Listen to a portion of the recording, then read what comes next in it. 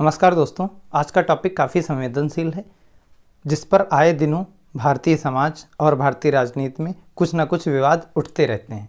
तो आज हम लोग डिटेल्ड में समझेंगे कि क्या सच में जो तुलसीदास जी की रामचरितमानस है वो एक विवादित काव्य है या फिर उसे खामखा विवादों में घसीटा जाता है।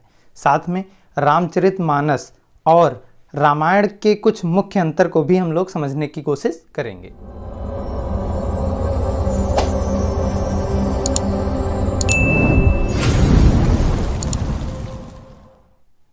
दोस्तों, हिंदू धर्म में महाकाव्य के अंतर्गत मुख्य रूप से दो ग्रंथों को शामिल किया जाता है।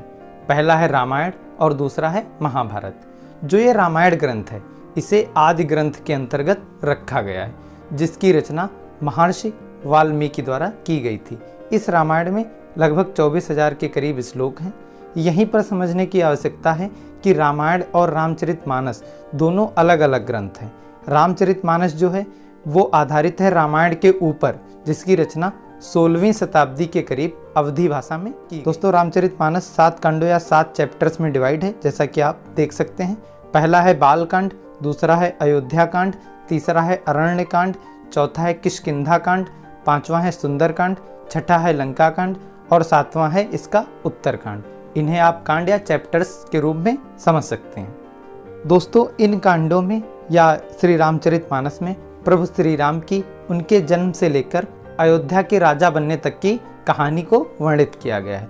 दोस्तों, इसी रामचरितमानस की कुछ पंक्तियों पर समय समय पर विवाद उठते रहते हैं या उठाए जाते रहते हैं। दोस्तों, विश्व की प्रमुख पवित्र धार्मिक पुस्तकों में इसका भी नाम आता है, जो सर्वाधिक पढ़ी जाती है। जो इसकी प्रतियां प्रकाशित करती है गीता प्रेस गोरखपुर द्वारा, उसके अनुसार अभी तक लगभग रामचरितमानस की 7 करोड़ से अधिक प्रतियां बिक चुकी हैं। आप इसी से इसकी लोकप्रियता का अंदाज़ा लगा सकते हैं। और जो भारत का हिंदी बेल्ट है, जो हिंदी पार्टी वाला क्षेत्र है, उसके लिए रामायण का मतलब ही रामचरितमानस बन चुका है। दोस्तों, रामचरितमानस को गोस्वामी तुलसीदास ने लिखा है, जिनकी पहचान एक ब्राह्मण के रूप में की गई है। इन्होंने वाराणसी में गंगा नदी के किनारे इस पुस्तक को लिखा है या इस ग्रंथ को लिखा है। ऐसा माना जाता है कि रामचरितमानस को रामनवमी के दिन 1574 ईस्वी में इन्होंने लिखना प्रारंभ किया था और अगले कुछ वर्षों में इसका लेखन कार्य इन्होंने पूर्ण कर लिया था। दोस्तों, रामचरितमानस के पहले कांड जो कि बाल कांड है, उसके 7वें श्लोक में तुलसीदास स्वयं कहते हैं कि स्वांतः सुखाय तुलसी रघुनाथ गाथा, जिसका मतलब है, जिसका अर्थ है कि मैं अपने सुख के लिए यह कथा कर रहा हूँ। दोस्तों, इससे अंदाजा आप लगा सकते हैं। दोस्तों, उस समय के जो संस्कृत विद्वान थे उन्होंने भी इनका इसलिए विरोध किया था क्योंकि इन्होंने रामायण को क्षेत्रीय भाषा में लिखा था और जिसकी वजह से ये काफ़ी प्रसिद्ध हो चुकी थी। ये तुलसीदास ही थे जिनकी वजह से भगवान राम की कहानी करोड़ों लोगों तक पहुँच चुकी थी। दोस्तों, वैसे तुलसीदास ने अपनी पीड़ा को अपनी कवितावली नामक रचना में भी व्यक्त किया है। वो कहते हैं, धूत कहो अवधूत कहो, रजपूत कहो जो लहा कहो कोऊ, काहू की बेटी सो बेटा न ब्याहब, काहू की जात बिगाड़ न सोऊ, तुलसी सरनाम गुलाम है राम को, जाको रुचय सो कहे कछु ओऊ, मांगे के खैबो मसीत को सोइबो, लैबो को एक न देबो को दो। मतलब, चाहे कोई मुझे धूर्त कहे अथवा परम हंस कहे, राजपूत कहे या जुलाहा कहे, मुझे किसी की बेटी से तो बेटे का ब्याह करना नहीं है, ना मैं किसी से संपर्क रखकर उसकी जाति ही बिगाड़ूंगा।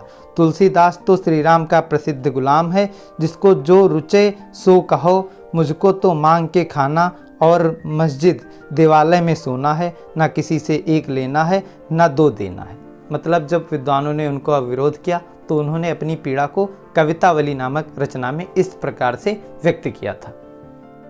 दोस्तों, अब रामचरितमानस के उस पार्ट को देखते हैं, हम समझते हैं जिस पर समय समय पर विवाद उठते रहते हैं या पॉलिटिकल पार्टीज द्वारा उठाए जाते रहते हैं। तो दोस्तों, सुंदरकांड की एक चौपाई की काफ़ी आलोचना की जाती है। वो चौपाई है, प्रभु भल कीन मोहि सिख दीन्ही, मर्यादा पुनि तुम्हरी कीन्ही, ढोल गंवार शूद्र पशु नारी, सकल ताड़ना के अधिकारी। दोस्तों, यह प्रसंग रामायण रामचरितमानस में उस समय का है जब हनुमान जी सीता माता की खबर लेकर वापस लौट आते हैं श्री राम जी के पास, तथा राम सीता जी की मुक्ति हेतु लंका पर आक्रमण करने के लिए समुद्र से रास्ता देने की विनती कर रहे होते हैं। 3 दिन तक वो विनती करते हैं पर समुद्र देव नहीं आते हैं। तब श्री राम जी क्रोध सहित बोलते हैं, भय बिन होय न प्रीत, हे लक्ष्मण धनुष बाण लाओ, मैं अग्नि बाण से समुद्र को सुखा देता हूँ। दोस्तों, इसी के उपरांत समुद्रदेव अवतरित होते हैं और उन्होंने प्रभु राम से विनती करते हैं। उसी दौरान समुद्र द्वारा ये जो चौपाइयाँ आपको दिख रही हैं ये बोली जाती हैं, जिस पर काफ़ी विवाद उठता रहता है। वैसे गीता प्रेस ने अपने 54th एडिशन जो कि 1997 में जो है प्रकाशित हुआ था, उसमें ताड़ना शब्द का उच्चारण शिक्षा के रूप में किया था, जबकि इसके जो आलोचक हैं उनका कहना है कि इसका अर्थ पीटना या फटकारना है और इसी को लेकर विवाद उठते रहते हैं। दोस्तों, उत्तर कांड में कागभुसुंडी गरुड़ से कहते हैं कि जे बर नाधम तेल कुम्हारा, स्वपच किरात कोल कलवारा, पनारि मुई ग्रह संपत्ति नासी, मूड मुड़ाई होई सन्यासी।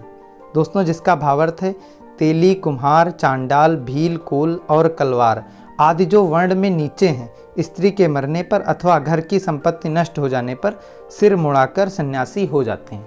इस पर भी विवाद आए दिनों उठते रहते हैं कि इनमें भी सभी का अपमान किया गया है। दोस्तों, उसके बाद कागभुसुंडी कहते हैं, अधम जाति मैं विद्या पाए, भयों जथा अहि दूध पियाए।